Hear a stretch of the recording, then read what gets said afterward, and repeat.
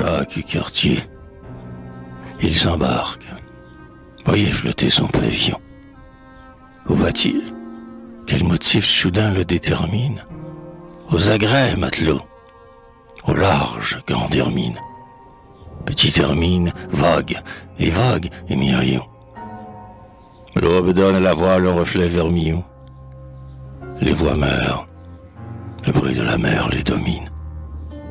L'humble flotte qu'un peu de soleil illumine ouvre dans le flot sombre un glorieux sillon. Le jour après le jour apparaît et s'efface. La mer semble agrandir sa houleuse surface et rouler au hasard vers des bords incertains. Les vents poussent toujours la frêle caravelle. Cartier cherche, anxieux, les horizons lointains. Il doit enfin surgir une France nouvelle.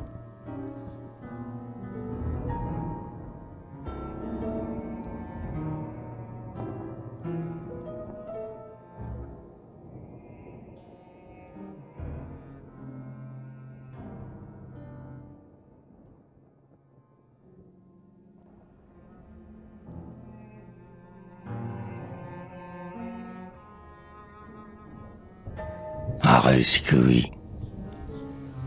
Déchirez votre chair et, d'un œil réjoui, regardez votre sang s'écouler goutte à goutte. Jeûnez de longs jours et que pas une goutte au chevreuil délicat sous la cendre enfouie. Votre mépris des Blancs s'est-il évanoui? Pour les vaincre demain et les mettre en déroute, offrez le chien qui hurle et l'oreine qui broute.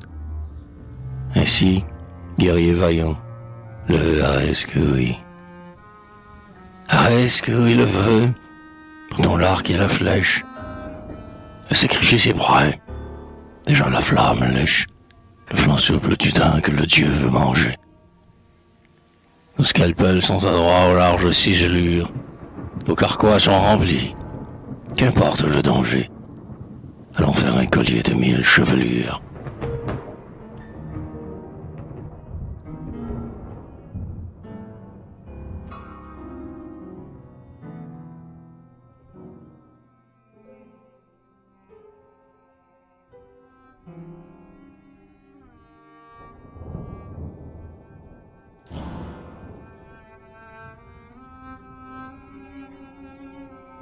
Daulac. Les guerriers chantaient, la vengeance est ourdie. La danse et le festin sont déjà terminés. Les étrangers pervers seront exterminés. Ils ont peur des tourments. Leur âme est engourdie. Longtemps l'onde se plaint sous la flotte alourdie. Maintenant sort des bords que la vague a minés.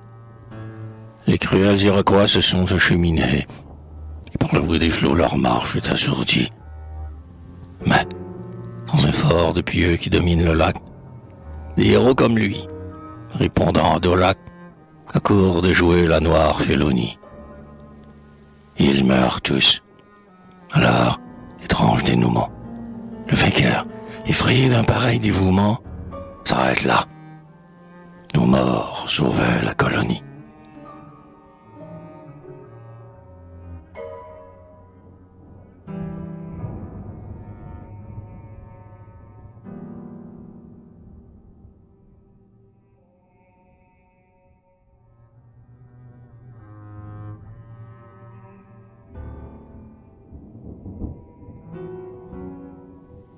Champlain. Quand tu rêves, soldat du galant navarrois, ton regard espéré cherche-t-il à connaître si ton jeune pays va grandir ou doit naître qu'un fleuron sans valeur aux couronnes des rois? Lis-tu dans l'avenir le triomphe des droits? Vois-tu s'ouvrir au ciel la rustique fenêtre et le rocher superbe où ta ville va naître? Sent-il la liberté frémir en ses parois?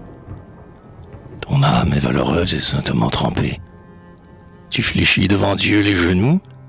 Ton épée soutient l'honneur du trône et le droit chancelant. Et sans doute, parfois, d'avance tu contemples les bronzes des héros et les flèches des temples. qui feront au Québec un nimbe étincelant.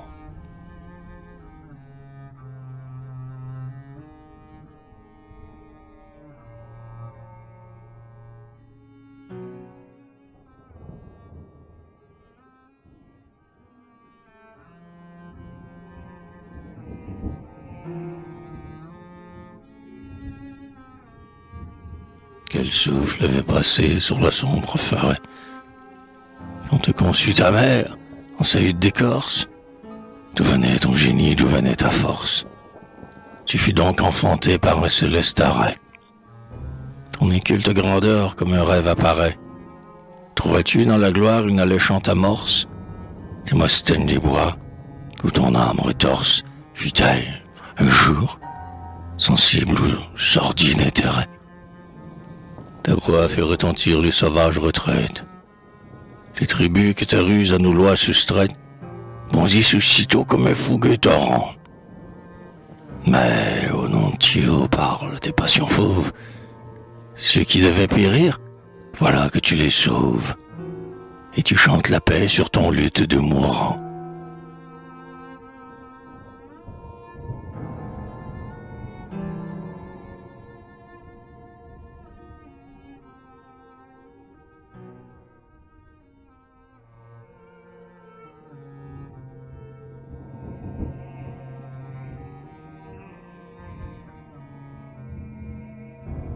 Le château Bigot.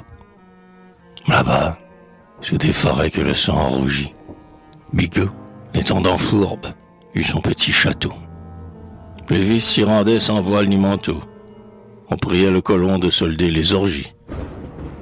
Les convives sommeillent sous le feu des bougies.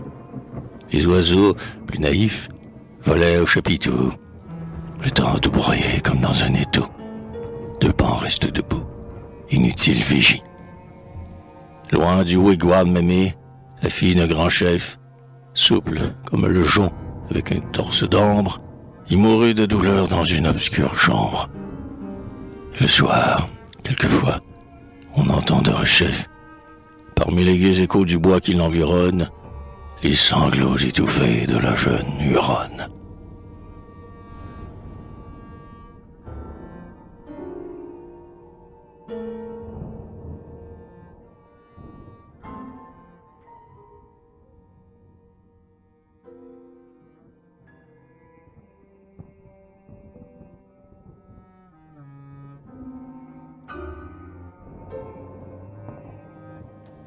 Wolfe et Montcalm. Wolfe, ô soldat heureux, tu voulus, sur tes pas, par un coup téméraire enchaîner la victoire. Tu voulus bériner une page d'histoire. À quel prix? Un vaillant ne s'en occupe pas. Dans ta fierté de preux, Montcalm, tu te drapas, car ton nom résonnait sur plus d'un territoire. Ton glaive s'est brisé sur notre promontoire. Mais dans quel flot de sang d'abord tu le trempas? La foudre de votre choix éclate sur nos cimes. Albion va remplir les rangs que tu décimes. Au Montcalm, et la France, hélas, nous laisse seuls. Et vous tombez tous deux sur le champ de bataille. Mais la mort vous grandit, et la gloire vous taille. Dans vos drapeaux aimés, deux immortels un seul.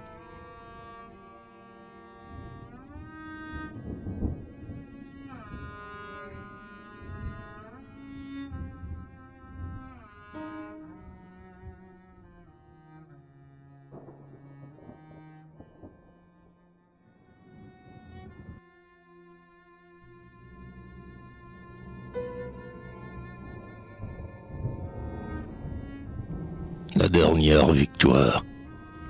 Rien ne consolait plus nos âmes de l'armée. La royauté déchue, ô France, tu le sais, oubliait ses malheurs en d'infâmes excès, quand sonna de nouveau le clairon des armées. Des phalanges de preux s'étaient encore formées. Les vives enjalonneurs du vieux drapeau français. Héroïque triomphe, inutile succès. L'Anglais ne rouvrit pas les murailles fermées. Et l'on eût dit qu'un astre, en ce jour décevant, pour s'en aller s'éteindre en la mer du Levant, lentement descendait de notre promontoire. C'était le drapeau blanc qui retournait là-bas, emportant dans ses plis la poudre des combats et ta gloire immortelle aux dernières victoires.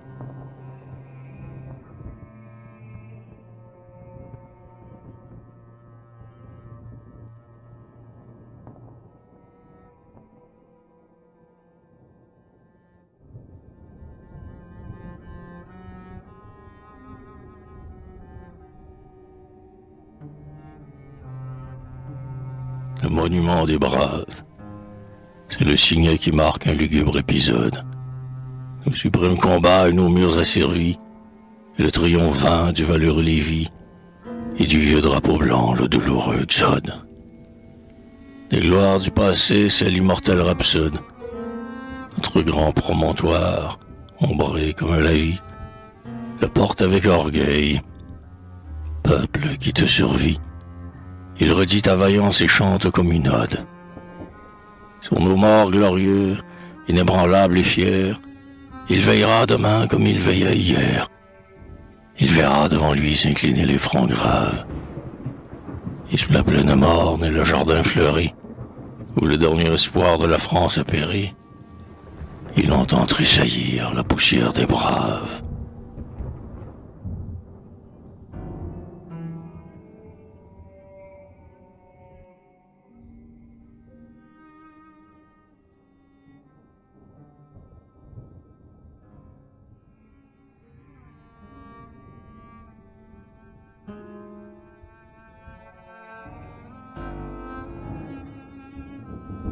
Nos remparts, le drapeau de nos rois y déroula ses plis.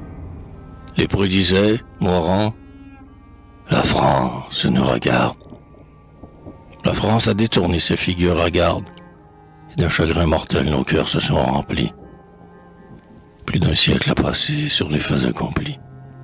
Le sceptre d'Albion jalousement nous garde, les nôtres maintenant promènent la cocarde sur les hauts parapets. Les dos sont assouplis. Et le long de ces murs qui soutinrent des sièges, vers la nuit vont s'asseoir, sur le bois dur des sièges, des couples d'amoureux qu'ennuie un ciel trop clair. On entend des soupirs et des frissons de lèvres. Juchés sur leurs affûts, gueules béantes en l'air, les vieux canons anglais chauffent à ses fièvres.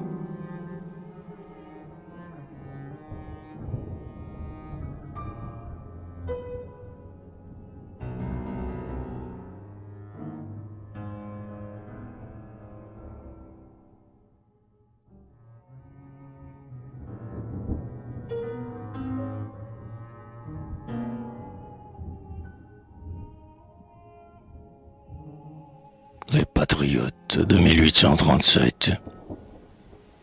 Oh, pâle envie. Un jour, ces hommes que tu mords ont secoué les fers de leur race opprimée. Leur sublime folie, hélas, fut réprimée. Mais gare au peuple bon qui se souvient des morts. Ils semblaient des coursiers qui font signer leur mort. Peuple, ta volonté par eux s'est exprimée. Telle tache à leur front ne s'est donc imprimée, et leurs sanglants tambours n'ont pas eu de remords.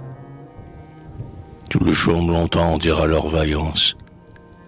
De leur sang généreux ils ont, sans défaillance, payé nos libertés à de cruels boiras. La lutte pour le droit n'est jamais inutile, et ces fous glorieux que le glaive mutile sont ceux que l'avenir appelle des héros.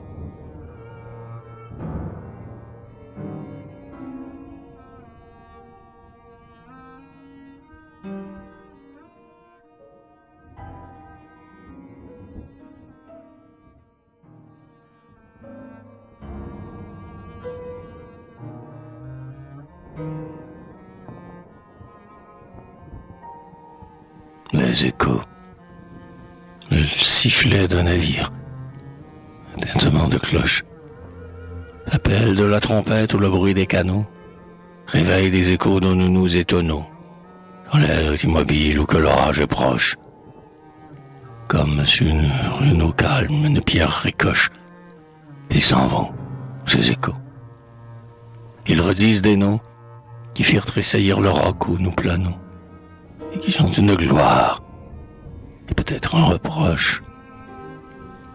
Car nous parlons encore, pauvres agonisants, des braves d'autrefois, soldats ou paysans, qui rêvaient follement de voir la délivrance. Mais quand sur leur timon de quelques fiers vaisseaux, tout à coup bas au vent le pavillon de France, c'est du fond de nos cœurs que montent les échos.